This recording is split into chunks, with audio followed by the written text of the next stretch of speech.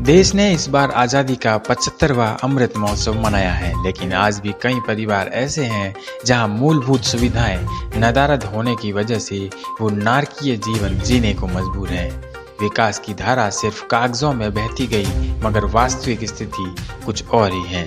दरअसल यह मामला सिवाना उपखंड क्षेत्र के धीरा गांव का है, जहां 44 वर्षीय वालाराम सरगरा, जिसकी आज से 3 वर्ष पहले आंखों की रोशनी चली गई थी, अब इलाज के लिए उनके पास पैसे नहीं हैं, इसलिए 3 साल से चारपाई पर अपनी जिंदगी गुजार रहे हैं।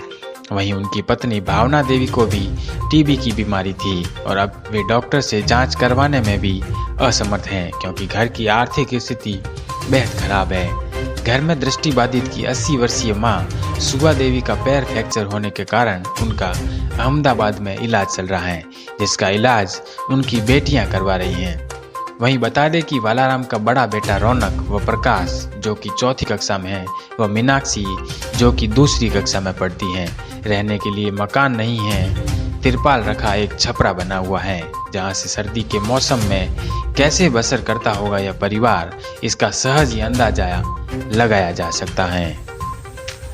धन्यवाद राजस्थान। रीट पात्रता परीक्षा कोर्स को राजस्थान का टॉप सेलिंग कोर्स बनाने के लिए अब उसी भरोसे को कायम रखते हुए सक्सेस पॉइंट बाड़मेर आपके लिए लेकर आया है शिक्षक भर्ती व सीईटी का संपूर्ण रिकॉर्डेड ऑनलाइन कोर्स व राजस्थान की top selling test series. Ganpat Singh Rajpurohit sir व उनकी अनुभवी टीम के द्वारा तैयार की गई एग्जाम ओरिएंटेड गुणवत्ता युक्त टेस्ट सीरीज और ऑनलाइन कोर्स। लाखों की भीड़ में अपना सिलेक्शन सुनिश्चित करने के लिए आज ही ज्वाइन करें सक्सेस पॉइंट बाड़मेर का ऑनलाइन कोर्स। 2 बच्चा है, 1 बच्ची है, एक घरवाली, एक मेरी माँ है।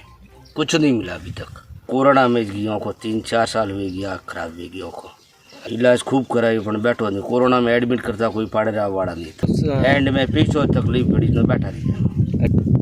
कोई माध्यम नहीं है मदद लोगों की। कोई भी भामा साहब है वो मदद करे तो पालन पोषण। घर पर पानी की सुविधा नहीं है, इसलिए पानी की आपूर्ति भी आसपास की ढाणी से करनी पड़ती है। घर पर बिजली का कनेक्शन भी नहीं है, इसलिए बच्चों को भी चिमनी के सहारे अपनी पढ़ाई करनी पड़ती है। सिवाना विकास अधिकारी हनुमानाराम बेनीवाल पीड़ित परिवार से रूबरू हुए। घर की स्थिति बेहद दयनीय पाई गई, तो उन्होंने क्राउड फंडिंग के जरिए परिवार की मदद करने का बीड़ा उठाया। साथ ही जितना हो सकेगा सरकारी योजनाओं के माध्यम से लाभ दिलाने का आश्वासन दिया।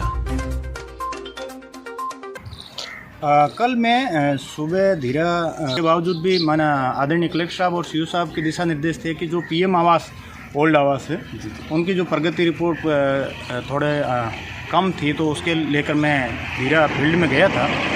उसी दरमियान मुझे मेरे ऑफिस में आकर मिले थे, धीरा के ही हैं वालाराम जी सर। प्रखंड था, उसको लेकर हम प्रयास कर रहे हैं। और जब धीरा गया था तो मैंने उनकी वस्तु जानने की कोशिश की, तो मैंने देखा है कि उनकी खुद दृष्टिबाधित है। उनकी मिसेज है, वो भी एक उनके भी कोई मेडिकल इश्यूज़ हैं, और उनके 2 बेटे हैं और 1 बेटी है, वो भी छोटे हैं। परिवार में कोई कमाने वाला भी नहीं है। तो हमने एक प्रयास, एक मुहिम शुरू करने का सोचा है, जिसकी हमने शुरुआत रात को एक शाम गौ माता के नाम पादरू में हुआ था एक प्रोग्राम। अभी रात को हम वहीं थे, वहाँ से हमने शुरू कर दिया है। और पादरू कंवर साहब, पादरू सरपंच साहब, साथ में जनप्रतिनिधि थे और भी गौ स्वयं सेवक आए हुए थे। उनके सहयोग से हमें 5-7 मिनट में ही 15,000 रुपये नकद प्राप्त हुए हैं, जो मेरे पास में है। सरकार की तरफ से मैं बताना चाहूँगा कि एक तो यशस्वी मुख्यमंत्री जी की जो एक घोषणा की हुई है, चिरंजीवी जो कार्ड बनता है अपना मेडिकल क्लेम के तहत, जो भी है उनका मेडिकल चिरंजीवी योजना के तहत मेडिकल का हम जितना भी खर्चा हो गया उसमें हम देख रहे हैं कि उनका चिरंजीवी कार्ड बन जाएगा।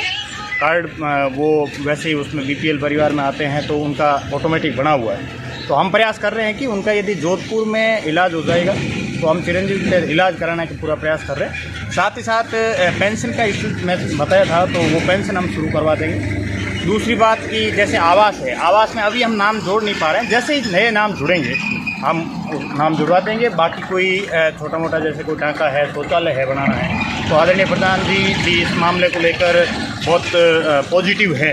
यदि कोई ऐसा परिवार है जिसके बहुत ही ज़्यादा ज़रूरत है तो उसमें प्रधान जी से मैं कंसल्ट करके जो हम पंचायत समिति की तरफ से दे सकते हैं, ग्राम पंचायत की तरफ से दे सकते हैं, वो देने का प्रयास।